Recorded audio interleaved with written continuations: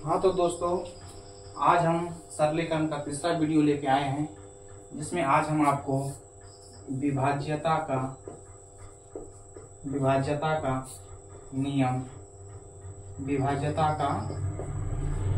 नियम बताएंगे।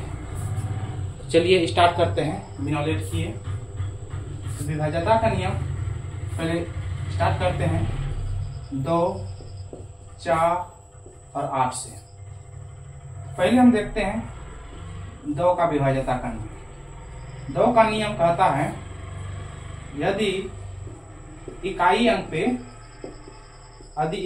पे 0, 2, 4, 6 और 8 हो तो दिया गया संख्या पूर्णतः 2 से विभाजित होगा। इसके बाद हम आगे देखते हैं 4 का विभाज्यता का नियम। यदि 4 का विभाज्यता का नियम कहता है, यदि इकाई से दो अंक 4 से विभाज्य हो। इकाई से 2 अंक 4 से विभाज्य हो मतलब, जैसे देखिए कोई संख्या लेते हैं, ये संख्या लिए, इसमें देखिए इकाई का 2 अंक मतलब इकाई से दहाई तक क्या है 84 को हम 4 से विभाजित कर रहे हैं। देखिए किस बार में पूर्णतः कट जाता है, इसका मतलब है ये दिया गया पूर्ण संख्या जो है ना, यह संख्या पूरी से पूरी तरह 4 से विभाजित होगा। ठीक उसी तरह हम अब देखते हैं 8 का विभाज्यता का नियम। किसका? 8 का विभाज्यता का नियम कहता है, यदि इकाई से 3 अंक मतलब इकाई, दहाई और सैकड़ा तीनों 8 से क्या है विभाज्य है, 8 से विभाज्य हो। कैसे से एग्जांपल देखते हैं। एग्जांपल के तौर पर क्या ले सकते हैं, 8, 4, 8, 4, 8 यही संख्या लेते हैं। देखिए इसमें इकाई का 3 अंक क्या है 848 है। इसमें 8 से भाग लगाते हैं, 8 की 8 तो एक बार में 4 नहीं कटेगा, जिसके बदले 2 अंक लेंगे 0, 8 6 के 48 मतलब कितना हो जाएगा 106 बार में ये पूर्णतः कट जाएगा। जिसका मतलब है अगर इकाई का 3 अंक अगर 8 से कट रहा है तो दिया गया संख्या पूरी तरह से 8 से विभाजित होगा। ये आपको काम आएगा, इस बात को ध्यान रखिएगा। ये जो है आगे के सॉल्यूशन में, चाहे आप परसेंटेज बनाइए, कोई भी क्वेश्चन बनाइए, इसमें आपको विभाज्यता का नियम बहुत काम आएगा, इसको ध्यान में रखना है। 2, 4 और 8 के बाद अब हम देखते हैं किसका, 3 का और 9 का। ऐसा हम इसलिए कर रहे हैं क्योंकि जो एक जैसा है ना उसको एक साथ बता रहे हैं। 3 का विभाज्यता का नियम है, 3 का है, यदि दिए गए संख्या के अंकों का योग, ऐसे दिए गए संख्या के अंकों का योग 3 से विभाज्य हो। जैसे कोई एक संख्या लेते हैं, ये संख्या है, हम इसको देखते हैं क्या ये 3 से विभाज्य है। जैसे 8 4 12 3 से कट जाएगा, 8 3 11 8 19 26 हो गया, 26 3 से नहीं कट रहा है। इसमें एक संख्या और कुछ जोड़ देते हैं, यहाँ सब देखते हैं। 8 4 12 कट रहा है, 8 3 का 3 कट जाएगा, 8 4 12 कट जाएगा, 8 1 9 कट जाएगा, 8 7 15 कट जाएगा। इसका मतलब ये जो संख्या है ये पूरी तरह से 3 से क्या होगा विभाजित होगा। हाँ, एक बात ध्यान में रखना है कि जो संख्या 3 से विभाजित हो रहा है जरूरी नहीं है कि वह संख्या 9 से भी विभाजित होगा। जैसे इसको जोड़ते हैं, 8 4 12 8 20 20 7 27 हो गया। 27 तो 3 से भी कट रहा है, 9 से कट रहा है। उसके बाद क्या है 8 3 11 1 12। साफ से लिखते हैं दूसरा एग्जांपल। जैसे एक संख्या लेते हैं 4 8, ये है। इसमें देखते हैं 8 4 12 कट रहा है 3 से, फिर 8 4 12 कट रहा है 3 से, 6 4 10, 10 3 से नहीं कटता है, इसका मतलब ये संख्या जो 3 से नहीं कटेगा। उसी प्रकार अगर इसमें एक संख्या और बढ़ा देते हैं 2, तो इसमें देखिए 8 4 12 कट गया, 6 4 10, 2 12 कट गया, 8 4 12 कट गया, ठीक है। तब फिर तो इसका मतलब ये जो संख्या है ये पूरी तरह से 3 से क्या है, विभाजित है। उसी प्रकार 9 का विभाज्यता का नियम सेम ही है। यदि संख्या के अंकों का योग 9 से विभाज्य हो। इसी संख्या को एग्जांपल के तौर पे लेते हैं, जैसे देखिए 4 8 4 6 8 4 2। अब की बात किससे होना चाहिए, 9 से होना चाहिए। 8 4 12 4 16 6 22 8 30 4 34 2 36, कितना हो गया योग 36 हो गया, 36/9, मतलब ये 4 से कट रहा है पूरी तरह। इसका मतलब ये जो संख्या है ये 9 से भी कटेगा और 3 से भी कटेगा। जो संख्या 9 से कटेगा वह संख्या 3 से भी कटेगा, और जो संख्या 3 से विभाजित हो रहा है जरूरी नहीं है कि वह संख्या 9 से विभाजित होगा। 9 से विभाजित होने वाला संख्या 3 से विभाजित होगा, लेकिन 3 से विभाजित होने वाला संख्या जरूरी नहीं है कि वह संख्या 9 से भी विभाजित हो।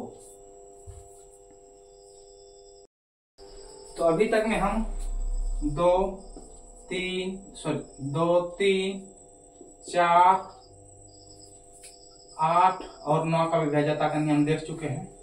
अब इससे आगे अब क्या बचा है, 2 3 4। इसके बाद अब हम देखते हैं 5 का विभाज्यता का नियम। 5 का विभाज्यता का नियम है, यदि इकाई अंक पर 0 और 5 0 5 हो, इकाई अंक पर अगर 0 5 हो तो वह संख्या 5 से पूरी तरह विभाजित होगा।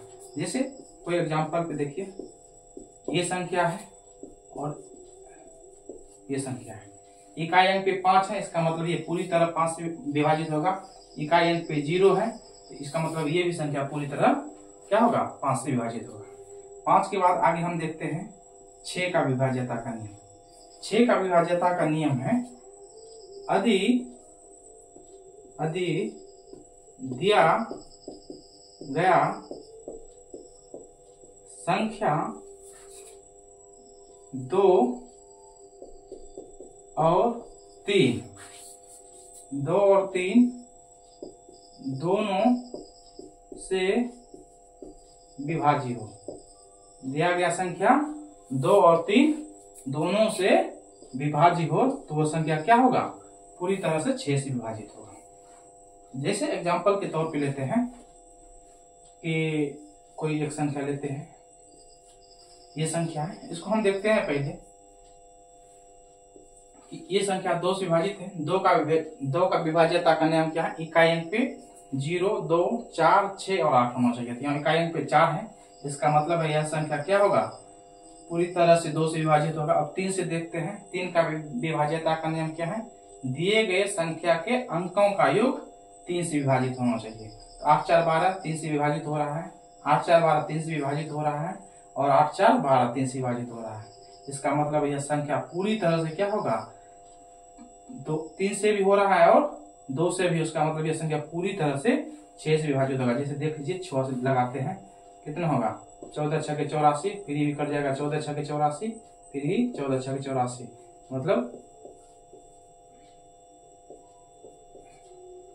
कितना हो जाएगा, 1,41,414।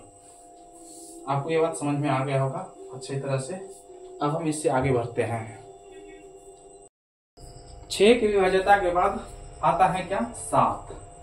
7 का है, 8 कर दिए हैं, 9 बता दिए हैं, उसके बाद है 10, उसके बाद क्या है 11।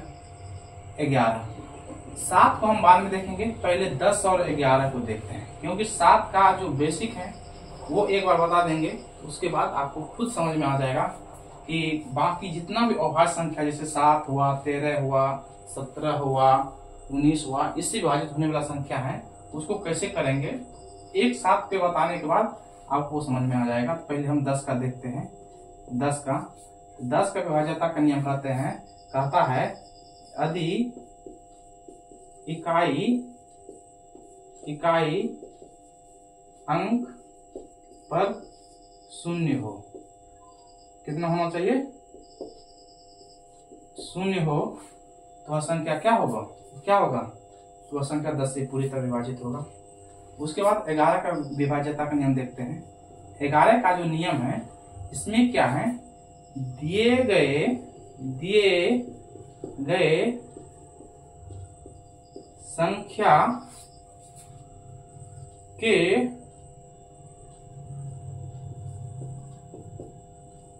अल्टरनेट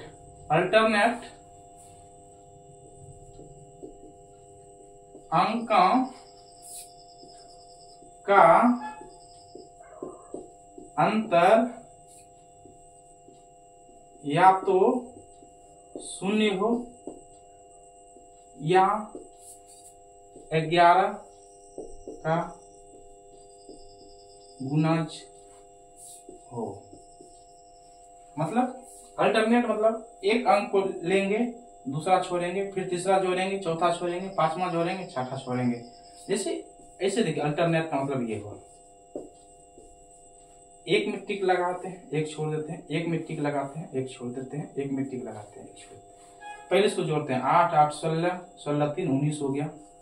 फिर इसके बाद 4 4 8 8 8 16 16, इसमें घटाते हैं, कितना बचता है? 3। अगर 3 बच रहा है, 3 ना ही शून्य है और ना ही 11 का गुणज है, इसका मतलब यह संख्या क्या होगा? यह संख्या 11 से विभाजित नहीं होगा। अगर इसमें फिर एक अंक और बढ़ा देते हैं, 3 बढ़ा देते हैं। अब इसमें देखिए 8 8 16 3 19 हो गया। इसके बाद यहाँ 4 4 यहाँ से बाद देखते हैं 8 8 16 3 19 3 22, यहाँ क्या हो गया? 22 हो गया। और यहाँ क्या है? 16। फिर भी कितना आता है? आ रहा है यहाँ 6 आ रहा है। इस यहाँ भी यह संख्या 6 जो है, 6 ना ही 11 का गुणज है, ना ही यह शून्य हुआ है। इसी तरह दूसरा और कोई एग्जाम्पल लेते हैं, जैसे रिपीट नंबर ले लेते हैं, वो आसान हो जाता है। जैसे ये है, इसको हम देखते हैं, एक अल्टरनेटिव लगाते हैं। क्या है? 7 7 14, फिर यहाँ 7 7 14 14 में 14 घट गया, कितना बचा? 0। मतलब ये संख्या जो है पूरी तरह से क्या होगा? 11 से डिवाइड होगा। सेम रूल इस पे एक और फॉलो करता है। आपको याद रखना है कि यदि,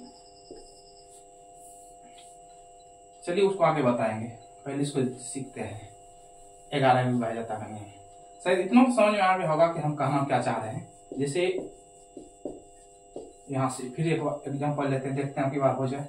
8 8 16 6 22, और यहाँ क्या बचा? सॉरी, यहाँ है ना, 8 8 16 4 20 20 हो गया। और यहाँ 7 5 11 6 17, फिर ये नहीं हुआ। 17 8 5 7 5 12,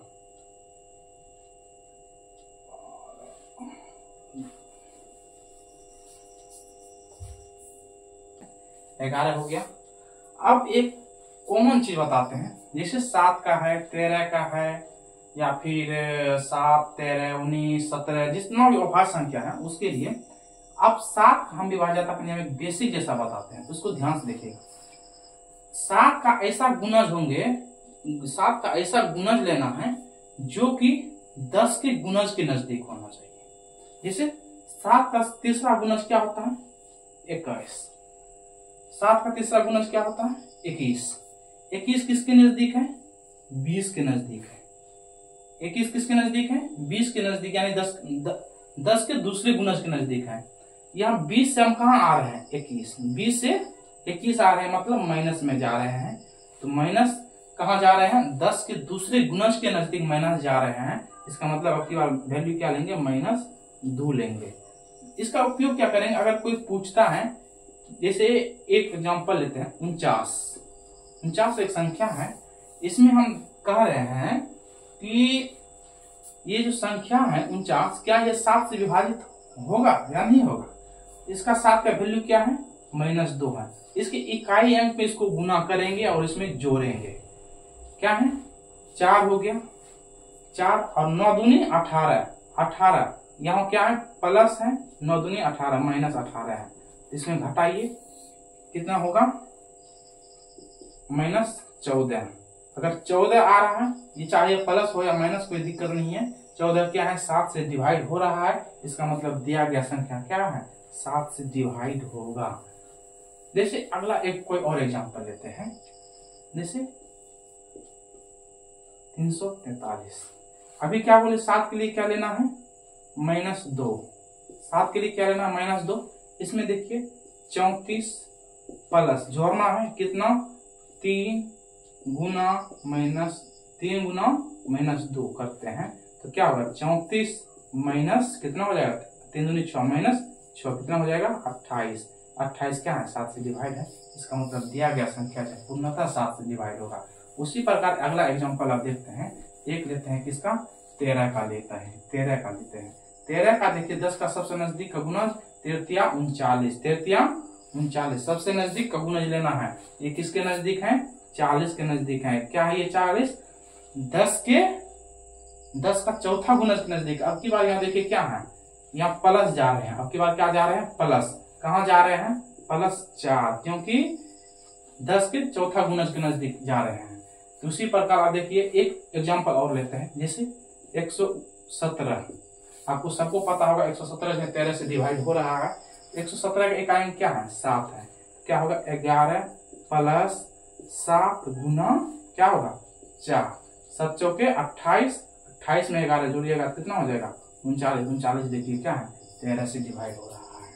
इसी प्रकार कोई भी संख्या लीजिए आप एक एग्जांपल के तौर पर, ऐसे देखिए 19, क्या है ये 19 है ना।